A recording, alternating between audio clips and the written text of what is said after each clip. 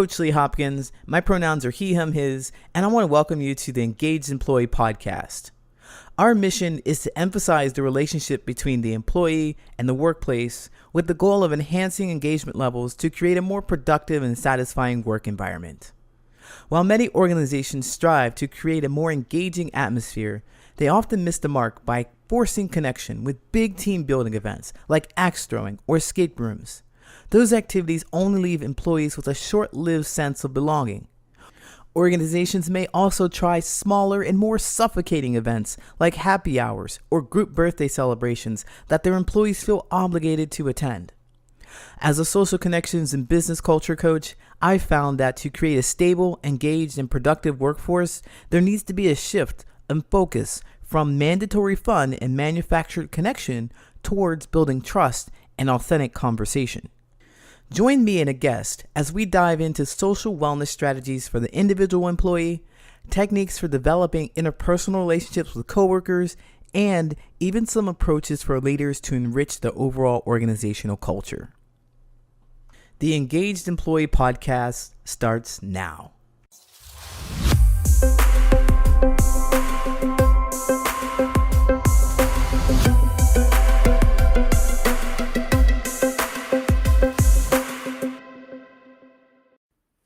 Hello, welcome to the Engaged Employee Podcast. My name is Coach Lee, and my guest today is Cheryle Hays.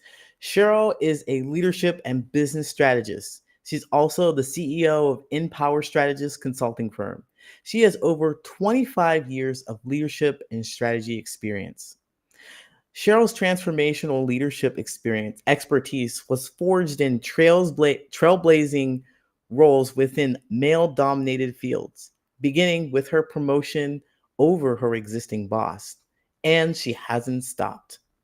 As a dynamic international speaker, consultant, Cheryle addresses issues such as talent optimization, culture, retention and engagement, personal leadership, executive presence, and leading in the age of AI. In addition to being known for her R.E.S.P.O.N.D framework and leadership success framework, she is an co-author of the best-selling book, People Fusion, and the author of an upcoming book called Aspire to Lead. Her philosophy, Be Empowered to Be Empowering, influenced by her Christian values, resonates internationally, impacting untold individuals, teams, and businesses. Our conversation will be focused on individual self-care strategies for the employees. Are you ready for this? I am. Cheryle, welcome to the Engaged Employee Podcast. Hello, it is so good to see you again, Coach. It's good to see you again, too. You have been busy just doing all the things, but I know you. They don't know you. Can you tell us a little bit about how you got into this business of being a business strategist, a coach, and overall inspiration? Well, I'm going to start with the inspiration because, my purpose in life is to equip all of us for success, myself included, which means I'm always in a learning mode as well as hopefully sharing something that makes a difference. But being a strategist, that came into play because I've had a lot of things happen in my life, personal as well as professional. Didn't understand how much being a victim and a survivor impacted my ability to not only be a good employee, but then move into leadership. So it was hurting me. And I had to figure out not only what was happening and going on. So I did a little bit of neuroscience research over the years, but had to understand then how do I strategically change that? Because I read too many books that would tell me how to treat a symptom, but not really solve me. And I was a bigger problem, I think, than the books have. Yes, like Taylor Swift says, it's me. I'm the problem. It's me. Yeah. Okay. Yes. So, so you had some personal struggles and you decided just to flip that around and turn it around. It doesn't sound, I mean, you make it sound so easy. Well, yeah, that was so over the course of over 20 years, right? I am a slow learner and I had no mentor and no coach. That wasn't a thing back then. But I started understanding that I was my own worst enemy. I would be so reactive. And so I was going through life reactive, but I didn't really recognize my life was reactive. Where I started was understanding at work, people would say something and I would react. And then I could never get off that. So then I would build this impression that Cheryl lacks self-awareness, or she's always defensive and not Mm. willing to collaborate, or, or maybe consider a different point of view. And then I would hear that and get more defensive because I would react more, even Mhm. though my intentions were not to be that way. And Yeah. so it became a self-fulfilling prophecy. And there was no books really on this and no help at the time. And it was just a struggle. I started actually listening to myself and Mm. observing what were those triggers and what was happening to me. And I took it further. And it's a process that I have that really So, allows you to go in and look at what's happening to you. But more importantly, I developed a tool well, that, before we jump into that, we want to understand more about what it is that you do as well. We were just talking about, the relating to why did you start coaching in the first place? Like, what was the thing that got you to start coaching? I know that your story may just overlap with mine because I was completely reactive, a little Tasmanian devil running around, like, yeah, yeah, yeah, just not being cooperative and collaborative, even though I really, really wanted to. And so I imagine, is that true for you? The same, you saw yourself and you're like, you didn't have any mentors, so you started to help other people? yes, but it started more personally. I noticed Oh, as okay. I started changing, people would come to me, both my kids, my son, two-time world champion Irish step dancer. And that comes with miles and miles and hours of dance and time put into this to get to that level. And there's so much competition and there's so much stress on young people to try and respond in a very, very stressful environment so they can do their best. And so the kids started coming to me, and then their parents started coming to me. Well, what would you do in here? How do you handle this? How do you work with people for that? Same thing with my daughter, who went to college on a soccer scholarship, and then her friends started coming as well.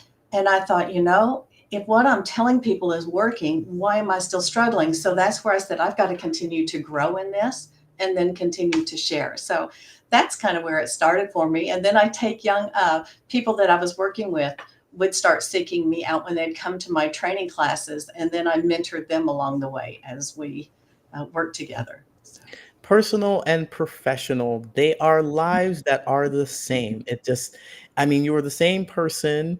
You may behave a little differently in those spaces, but you are going to deal with people. You are going to manage your emotions with people. And it just proves that in your personal life, you've learned skills that pass on in your professional life. And you even take that a step further. You started to talk about it, and I'm excited to let everybody hear about your respond framework. How do you help these people who are looking for professional development with this framework?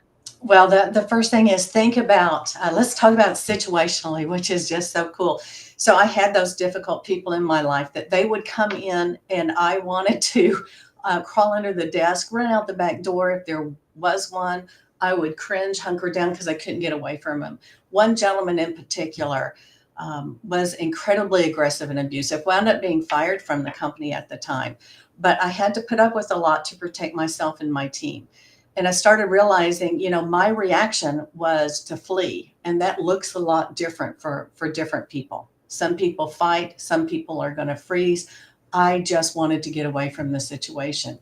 And I thought, I can't continue to do this. I'm hurting my team by doing this. So I developed Respond, and I just started saying out, what are my goals going to be for this conversation and how do I keep track of them?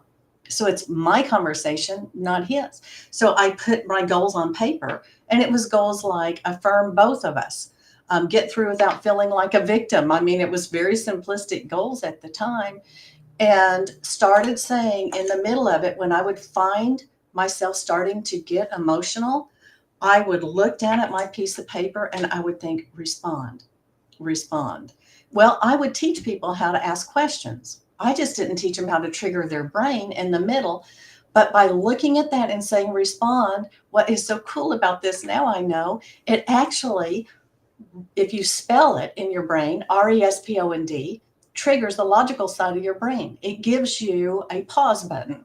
Then by looking down and saying, wait, these are my goals, I could reframe the next statement in the conversation. Instead of react, I would use a tool like most reasonable interpretation, and I would reflect back saying, it's interesting you're coming across this way because we both work together, and I know your intent to have us have a good working relationship. So help me understand.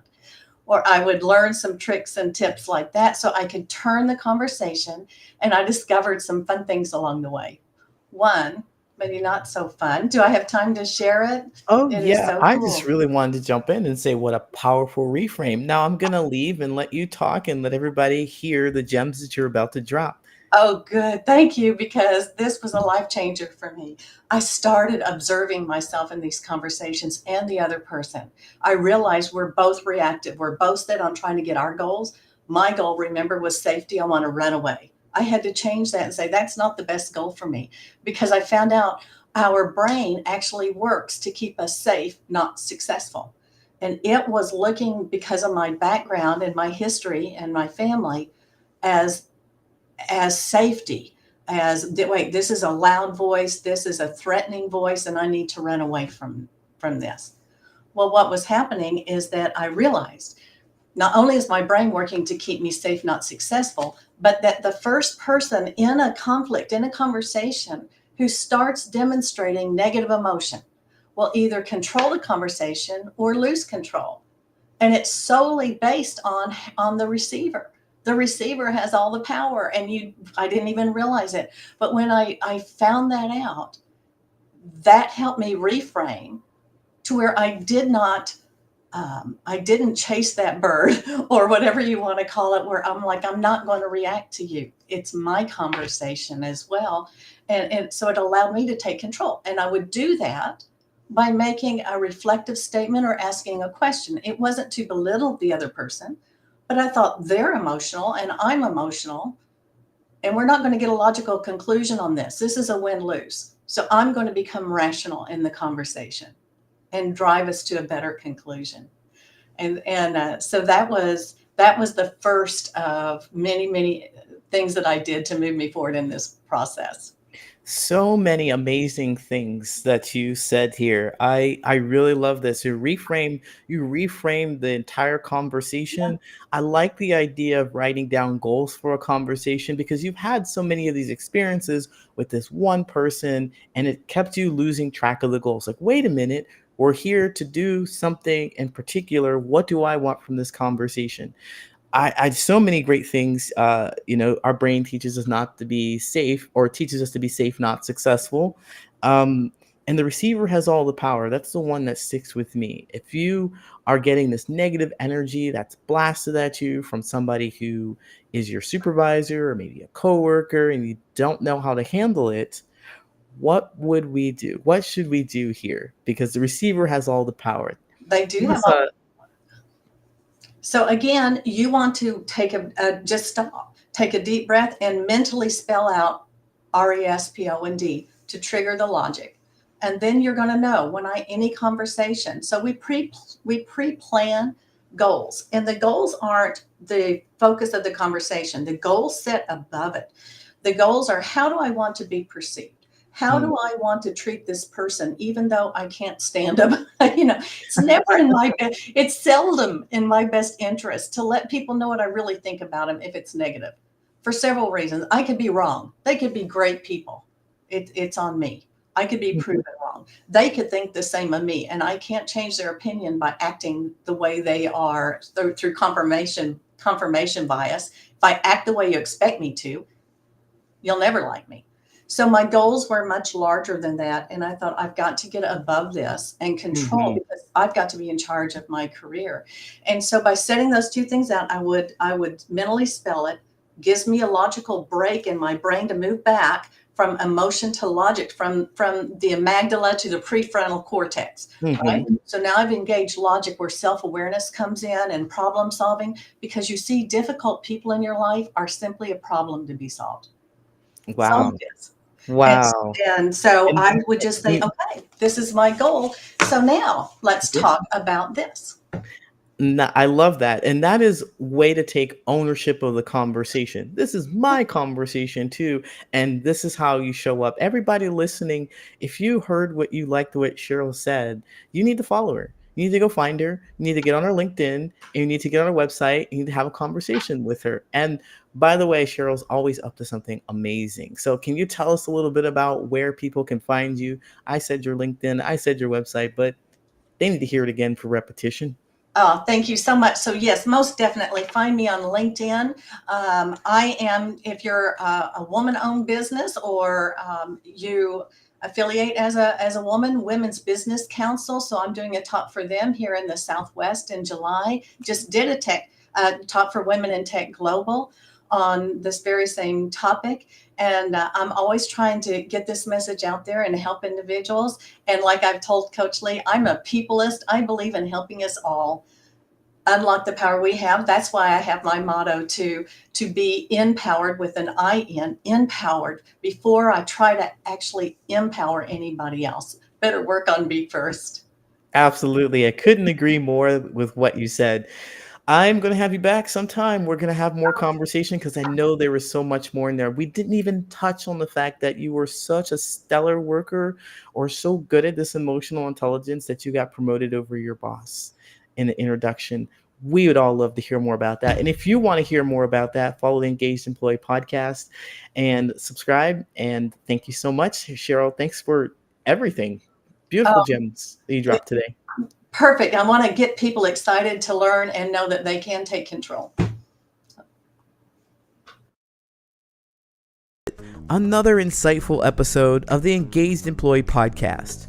We hope you enjoyed the deep dive into the world of employee engagement, leadership, and workplace dynamics. The Engaged Employee podcast is brought to you by the Patterns of Possibility, where we help people make more meaningful relationships in both their personal and professional life. Before we wrap up, we want to extend our heartfelt gratitude to our incredible guests and, of course, our loyal listeners. Your support keeps us motivated to bring you valuable content each week. If you found today's discussion thought-provoking and want to learn more about how we can help you or your organization make more meaningful relationships, go to patternsofpossibility.com and book a friendly conversation with me. Or you can email me your questions at patternsofpossibility@gmail.com. Stay connected with us and engage with fellow listeners by following the Patterns of Possibility on LinkedIn. You can also catch us on YouTube. Don't forget to hit that subscribe button and ring that notification bell to stay in the loop. And if you prefer the audio version, make sure to subscribe on Apple Podcasts, Spotify, or wherever you get your podcasts. Your support means the world to us, and by subscribing, you'll never miss an episode. Thank you for being a part of our journey to create workplaces where passion meets productivity. Until next time, I'm Coach Lee. Stay engaged, stay inspired.